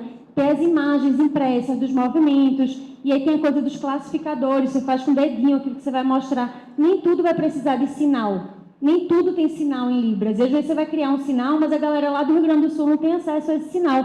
Mas se você mostra a imagem, a pessoa pega em meio segundo. E era muito engraçado porque, assim, nos cursos de formação de que eu já participei, inclusive nos que eu dou, pensando sempre em ouvintes, a gente fala evitar demonstrar e fazer os alunos aprenderem a partir de instrução verbal. Todo mundo aqui que já fez curso de formação para professor do circo sabe que é isso, porque durante muito tempo a gente mostrava e o povo copiava para ouvintes. E a gente achava que isso era ruim, é muito lesivo, o professor acaba se pendurando várias vezes, não se aquece, sei lá. Só que para os surdos é outro rolê, para eles é muito visual, precisa de uma demonstração ou de uma imagem, porque eles aprendem de outra maneira, sabe? Então, tipo, a gente entender que existe, dentro desse micro-recorte de pessoas com deficiência, dos surdos, ainda tem a diversidade surda, que tem um monte de coisa ali dentro, sabe? Então, assim, tentem pensar nos projetos de vocês, assim, como trazer uma acessibilidade real e conversem com pessoas que estão envolvidas, porque às vezes a gente tem a melhor das intenções, como eu tive. Tinha, sei lá, 12 mil reais de projeto, era para intérprete de Libras, mas a gente viu que não ia ser eficaz, porque o conteúdo das aulas não era um conteúdo muito acessível para quem é iniciante e nunca fez circo. E a gente acabou fazendo esse treinamento, depois fez um aulão para pessoas surdas e foi incrível. E desde então eu falei, gente, é um caminho sem volta para mim, a acessibilidade, entendeu? E tenho trabalhado cada vez mais, é muito legal. Vou passar só mais umas coisinhas bem rápidas. Essa questão do consentimento com toque, que a Patrícia falou muito, Douglas também. Tipo assim, isso do consentimento, de pedir licença para tocar, eu faço um apelo, principalmente quem dá aula para crianças. Reforcem isso. E quando a gente fala de educação sexual, de prevenção de violências, é muito importante ensinar para a criança vai ter na gente, professor de circo, uma referência do toque seguro. O meu filho tem 7 anos. Há 7 anos, quer dizer, porque ele começou a falar e tudo, começou a criar consciência, todas as vezes que eu vou pegar nas partes íntimas dele, eu peço licença. Todas. Eu não quero que ele tenha dúvida em algum momento, entendeu, da vida dele, se Deus me livre. Enfim. E é isso.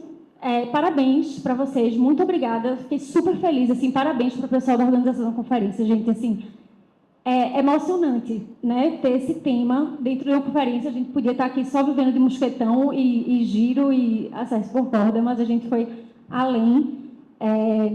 E da minha perspectiva, trabalhando com pessoas surdas, é que é muito mais possível do que a gente imagina.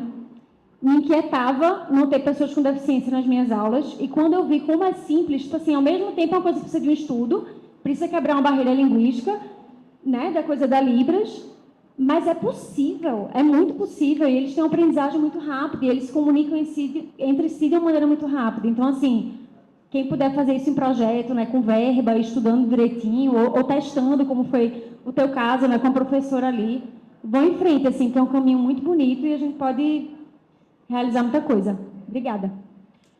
Puxando rapidinho esse que você comentou, né, de pessoa surda e tudo mais, de utilizar as imagens, não ficar também desgastando o corpo do professor, enfim, levando isso também, como a gente está falando de segurança, levando para a questão de segurança. Se a pessoa não tem a confiança, isso para qualquer um, se a gente não tem confiança, se a gente não tem 100% de certeza do que a gente está fazendo no chão, ali na base do tecido, como é que você vai fazer a 5, 6, 7 mais metros de altura? Né? Como é que alguém vai te segurar ali de cima? Imagina, já tem aqueles alunos doidos, né? Que sobe e fala, tá certo? É para passar aqui? E você nem sabe o que a pessoa fez, você nem viu. Fala, desce, monta de novo, calma, respira. Agora, se a pessoa está lá em cima, como é que você vai tentar? E já está errado você tentar se comunicar com a pessoa ali, ela nem sabe o que passou, o tecido aonde. Agora, imagina se é uma pessoa surda, faz leitura labial, de cabeça para baixo, lá em cima, presa no tecido, não sabe aonde que passou o tecido. Como é que você vai se comunicar com ela? Você vai virar de cabeça para baixo também? Como é que ela vai... E se ela usar óculos?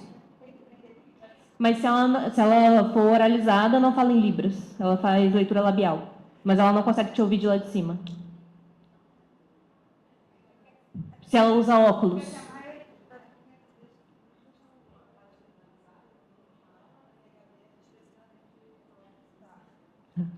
Então, é justamente pensar nesses aspectos, porque se essa pessoa já precisar de óculos, ela vai tirar o óculos para fazer o tecido, ela está lá em cima, ela não está te enxergando, mas se ela for surda, oralizada, não sabe Libras, não consegue te enxergar, está lá em cima, como é que você se comunica com ela?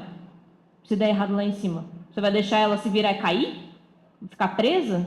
Não, justamente esses são os pontos da questão de segurança. Se você já trabalha esse processo com ela desde a base, desde o chão, se ela tem consciência dos movimentos, se ela sabe o que é para fazer, se ela está ali consciente, ela vai conseguir ter independência para fazer aquele movimento lá em cima com segurança, sem você precisar ter que subir numa escada e carregar ela, né? É um código de gesto que a pessoa faça na hora que ela, tipo assim, pré-estabelecer. Isso é ótimo. Tipo assim, ó, se você subir e se perder, você vai fazer tal gesto com a mão. Ela só vai fazer o gesto, você já sabe que tem que ajudar ela a descer. Isso, é só repetir para a gravação. Ela falou de fazer um gesto, um símbolo, combinar previamente algum movimento, caso ela fique perdida, caso ela esqueça, se ela precisar de ajuda, e fazer de lá de cima você conseguir compreender o que ela está falando para saber como reagir. Isso é uma ótima ferramenta. Pode passar. Douglas, como ex-professor, artista e rigger, eu tenho uma pergunta de segurança. Qual foi a segurança que faltou para o seu acidente?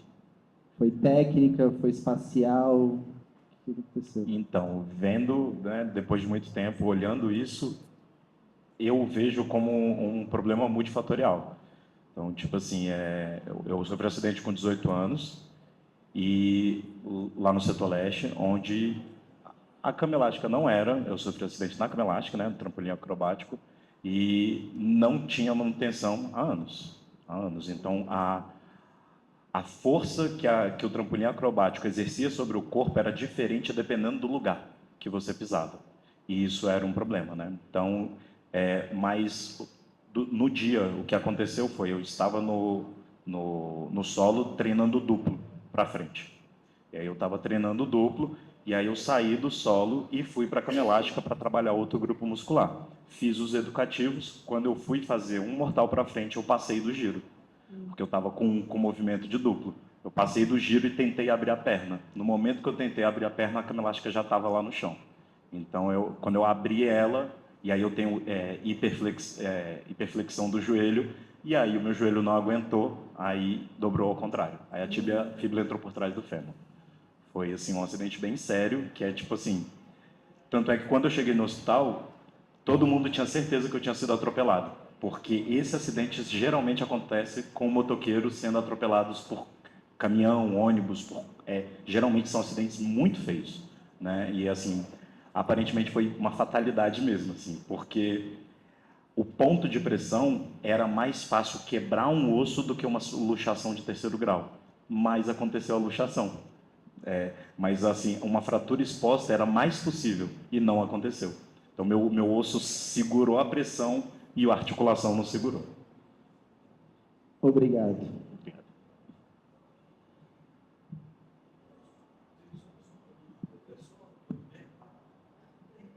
Só sobre um termo, questão de capacitismo. Uma vez fui fazer uma apresentação voluntária na APAI, e lá onde eu moro, no Tocantins, tem uma expressão popular que é tu é doido, tu é doido. Eu cheguei lá dentro de palhaço e soltei um tu é doido, mas eu fiquei muito sem graça, sabe? Porque caiu a ficha e falei, meu Deus. Aí eu fiquei com isso, então, mas eu fiquei com essa dúvida, sabe?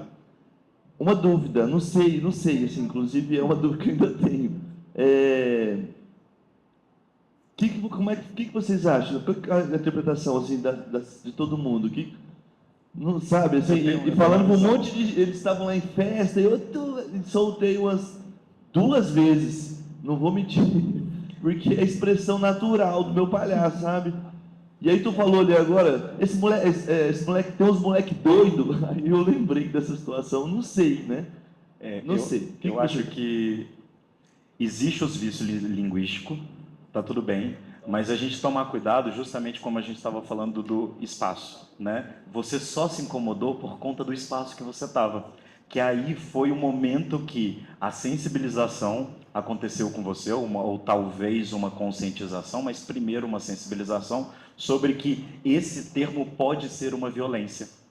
Então, talvez é aí que está o incômodo. E aí, a partir desse incômodo, é a gente tentar criar uma adaptação a esse vício linguístico, porque como é um vício linguístico, você vai usar. É comum, tá na sua construção de ser humano. Então, é você tentar adaptar para alguma coisa que pareça o que você quer dizer. entendeu? E aí vai ser um processo, né? Como, por exemplo, sei lá, a palavra judiar. Eu usava muito, né? Mas quando falaram, uai, essa palavra remete a judeu que era torturado. Pô, então peraí, eu tenho que repensar sobre isso. Eu vou usar uma outra palavra, né? Então eu acho que é isso. Quando você percebeu, é o lugar que está na hora da mudança. E vai ser um processo, porque tem anos que você fala isso. Então tá tudo bem, vai ser um processo. E aí é isso, né? Quando der essa rateada, pede desculpa. Pô, foi mal, galera. É um vício meu. Tá tudo bem, é isso, né? A gente reconhecer que é o processo mesmo. E tem, justamente como você comentou, tem os espaços, as pessoas, o momento, a intenção, é um conjunto de fatores, né? Lógico que tem termos específicos também, né? Mas, às vezes, se ele comentar alguma coisa de alguma forma específica com um amigo próximo numa situação, não vai se configurar, né? Porque, enfim, somos pessoas em diferentes situações, em diferentes âmbitos, né? A gente tem espaço de sala de aula, que a gente está mais comentando, a gente vai se regrar mais na nossa fala, né? Não é uma mesa de bar com um colega próximo, você falando besteira, né? E, inclusive, nesse espaço, você não tem certas besteiras que não é para falar, né? Mas, enfim, você entendeu o sentido da coisa. Salve, gente. Me chamo Greta Gabriela. Queria agradecer essa mesa que está muito, muito linda, a todas as pessoas que colaboraram também. Eu queria fazer um adendo sobre a dificuldade das pessoas conseguirem, às vezes, o diagnóstico delas, assim. E sobre como um diagnóstico, às vezes, leva a outro diagnóstico, né? Eu mesma fui buscar um diagnóstico de TDAH, saí com um diagnóstico de TDAH, TAG, e com a minha neurologista falou assim, muito provável que você tenha fibromialgia. Eu falei, quê? Fibromialgia? Como assim? Ela falou assim, seu quadro é totalmente de fibromialgia, faz esses exames. Fiz vários exames, voltei nela, fiz mais exames, não consegui retornar nela. Então, assim, às vezes se torna muito... E cara, provavelmente eu tenho fibromialgia, não tenho diagnóstico, não tenho como acessar várias coisas. E também como que o diagnóstico, quando você recebe ele, ainda mais às vezes quando você não espera, como ele te causa muito medo e um afastamento, assim, né? Eu sou do circo há muitos anos, já dei muitos anos de aula de circo, assim, de monitora e oficinas e etc., sempre participando de centros culturais e tal. E quando eu recebi meu diagnóstico, e eu estava numa crise de dor muito, muito forte, assim, foi o fim do mundo para mim. Achei que eu nunca mais ia conseguir voltar para o circo, nunca achei que eu conseguia fazer mais nada, nunca mais ia andar subir num tecido, fazer as garrafas, malabar, não sei o quê, nananã. E aí agora eu tenho conseguido voltar, faz pouco tempo, mas tenho conseguido voltar. E é muito importante isso, porque consegui ver outras pessoas que acessam o circo para ter essa acessibilidade e representatividade. E a Emily está aqui, ela já saiu. Mas para mim foi muito importante a presença dela, porque ela falou que ela teve uma aula com... Né, e ela é cadeirante. E recentemente eu conheci um projeto de vela, que é uma vela adaptada para cadeirantes, que ela não tomba. Então, tipo, é muito, né, muito importante isso. E eu fui lá e falei que eu era do circo, e a galera ficou tipo, cara, eu sou louca para fazer circo. E eu fiquei vários dias matutando, tipo, cara, como que a acessibilidade de uma pessoa cadeirante para fazer circo? E hoje eu já estou em, enfim, várias viagens, então agradecer muito mesmo, muito mesmo. Parabenizar o evento, né? Vocês e todos que contribuíram. Ela fez uso da cadeirinha, né, da lonja para subir. Então, aí é um recurso de acessibilidade para a pessoa conseguir fazer um lira, por exemplo. É isso, pessoal. Queria agradecer. Obrigada, gente. Agradecer a todos. Obrigado. Obrigada, gente. Eu sei que a gente ultrapassou um pouquinho o horário. Intervalinho rápido.